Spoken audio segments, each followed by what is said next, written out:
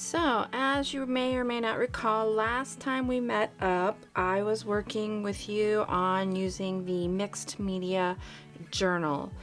And I used both a 6x6 and a 6x9 to create the pages of this mixed media journal.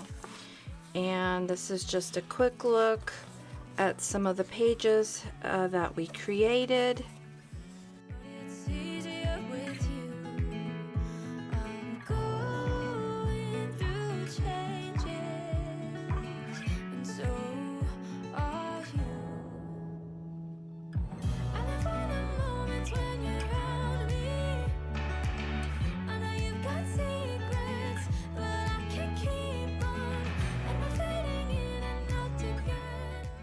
And this time we are going to be working on the covers specifically. And the first thing I'm going to do to both covers is apply some gesso to both covers.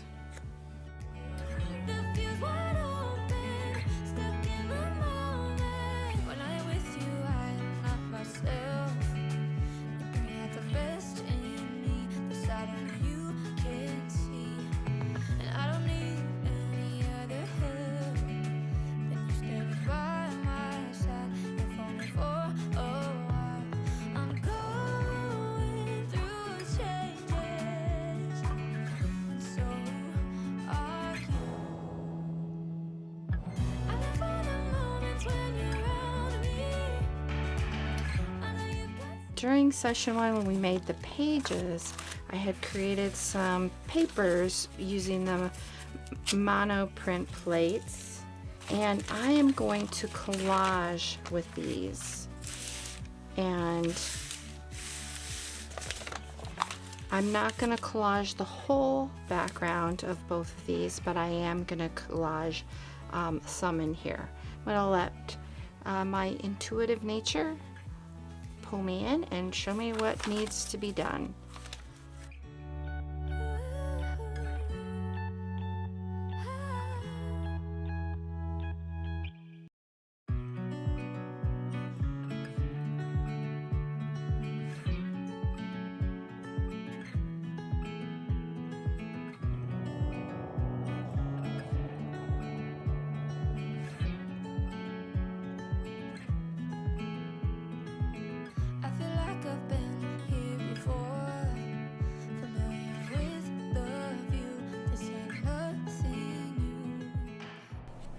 And similarly to the 6x9 covers, so I'm gonna collage on these covers. My intention is not to cover the whole cover.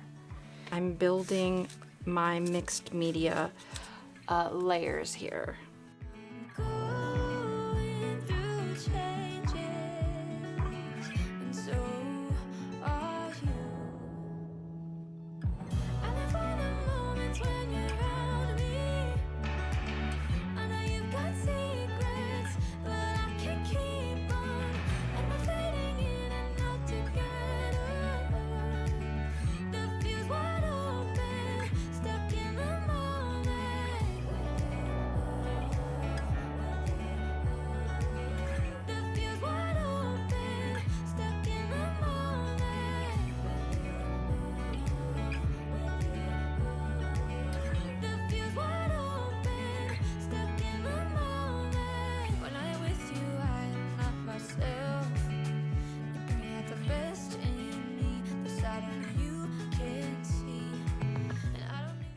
So I've created this printable and printed it on the Grafix, the computer graphics matte adhesive backed film for inkjet printers. And so this has adhesive on the back, and this is the film here. And this is available in the description box as a free download. And I am going to cut it up and use it to collage with in different areas on these covers. So this is my 6x9 cover, and then this is my 6x6 cover. And so my plan is to collage some of this onto here. So that's what we're going to be doing next. Alright, so I'm just going to get this cut down and then start adhering it to the page. And I am just eyeballing kind of where I want this to appear. It does not matter if it doesn't fit perfectly. That's the beauty of this.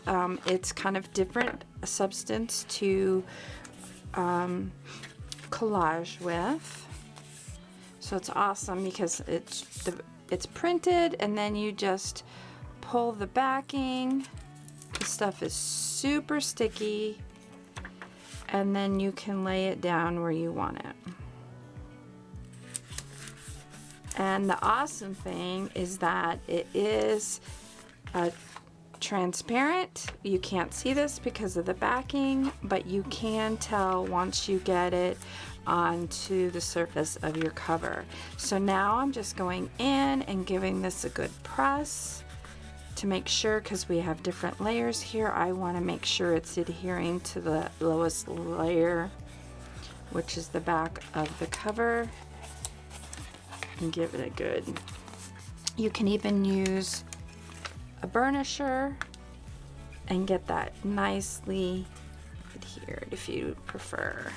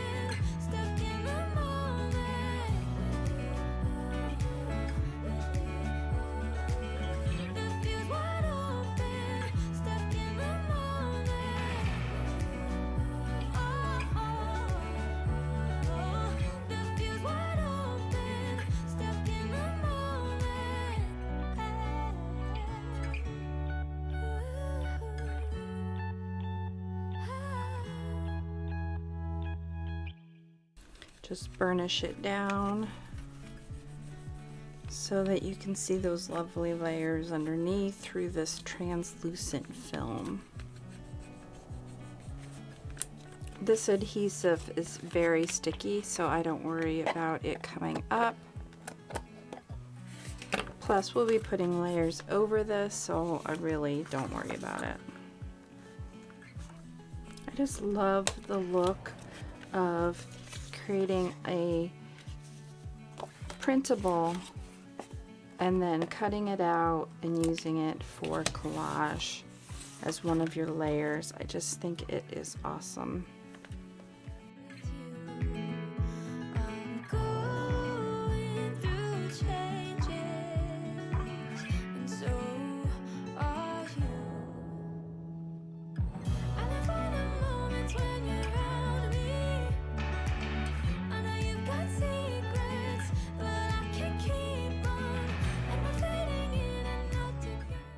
Alright, so we've got our second layer down, and now we're going to lay down our third layer. Alright, so for the next layer, I am going to come in with a PowerTex product called Easy Structure.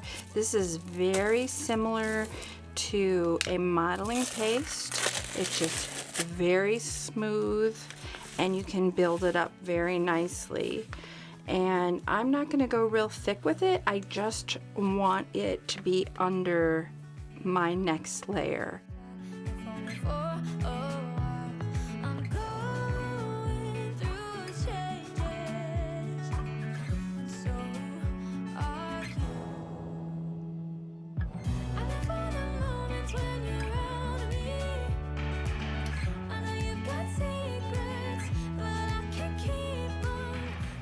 Okay, so I'm going to put this aside and let it dry, and then we'll get into our final layer for these covers.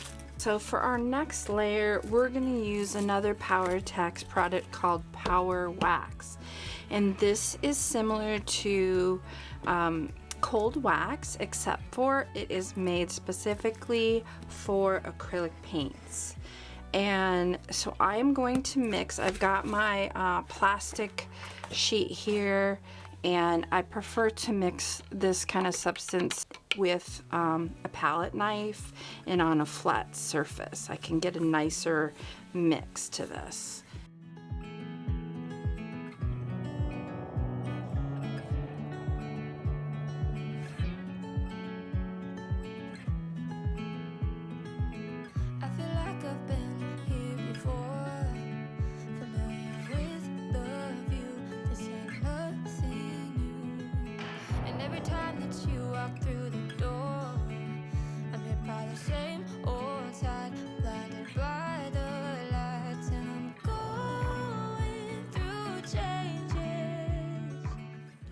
Alright, now that I've got the teal on the larger covers, I'm going to come in and do the smaller covers. Again, just focusing on the teal right now, as my gold is a secondary accenting type of color.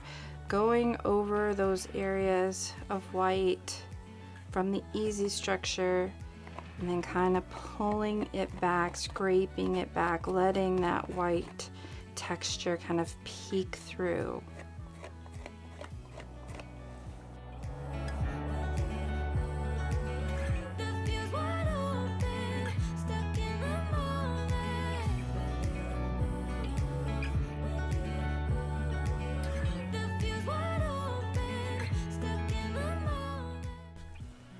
Alright, so now we're going to come in with the gold, and I'm just going to add it in some accenting areas. I'm really going to leave it a little thicker than I did that teal. I like to find dark areas to put it up against. It's already starting to pop out a little bit.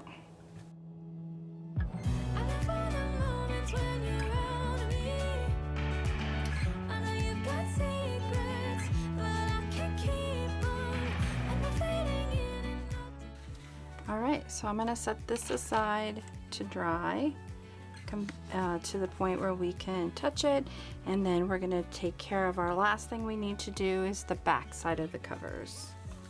Alright, so for the inside of the cover, I am going to be using some fabric, and I got this fabric at a sale, and it has this wonderful patterning on it. It's like a little bleach pattern, and I thought it would go really nicely with the colors I have on there. So we need, the covers are 6 by 9 and 6 by 6.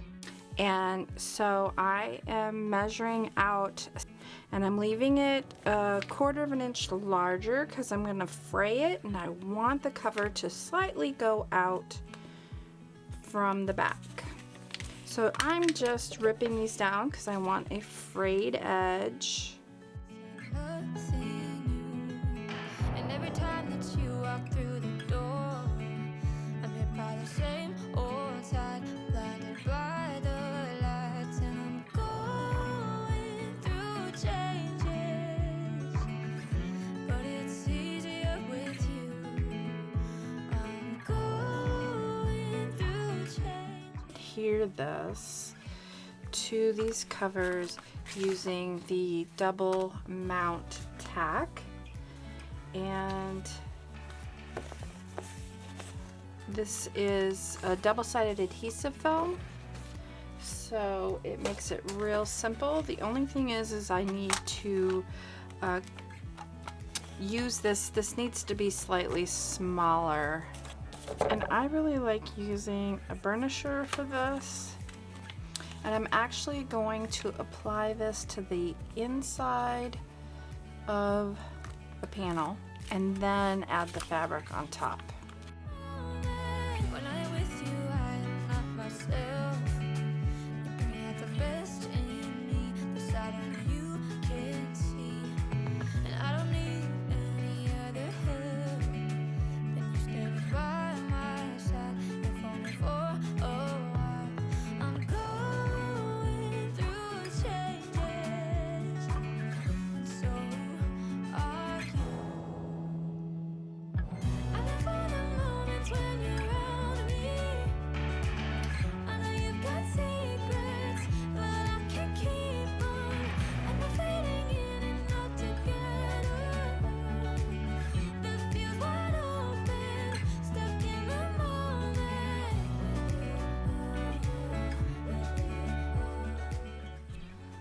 All right, I thought I would show you these. I've made some decisions about what's going to be my front cover and which are going to be my back covers. And so our next video will be the part 3. It'll be our final video when I'm going to be showing you an alternative method to binding rather than the disc binding. In case you were wondering why I was covering up the bound holes here. So I really wanted to show you some of the areas and what I really love about the Power Wax. First of all, look at that shimmer off of the metallic using that Power Wax. And then underneath, if you recall, this white is Easy Structure, which is like a modeling paste. And I love to use like a modeling paste, or even a thick gesso would work as well, underneath Power Wax, because especially with a darker color, you can pull it back and just get so much texture underneath it. Here's lots of that happening. And so this is going to be my front cover, and this will be my back cover, and then the insides. So it'll come together like this, and so it'll come to the center. It'll be lighter on the inside fabric. And then this is on the smaller size, so you can really see how I scraped back with my plastic palette knife and really got that popping through, showing off all the texture we couldn't see because it was white. And the Power Wax has now had an opportunity to cure, so it does feel like wax on the surface, but it's fully cured. It's not going to rub off or smear your color or anything like that. So this is going to be my front cover, and this will be my back cover. And you can just see all that lovely texture coming through. So, and then on the inside, this is what would be in the front. So if we opened it up, the lighter is coming to the outside edge. So we've got those all set, ready for the next step, which is going to be to create the binding. I really appreciate you coming along for this series. I know it's been kind of drawn out. If you haven't watched the short versions over on Grafix YouTube channel, which I will link here, you can also, at the end, you'll see there is a playlist for this series. Then you can check them all out if you didn't catch part 1, where we did the inside covers.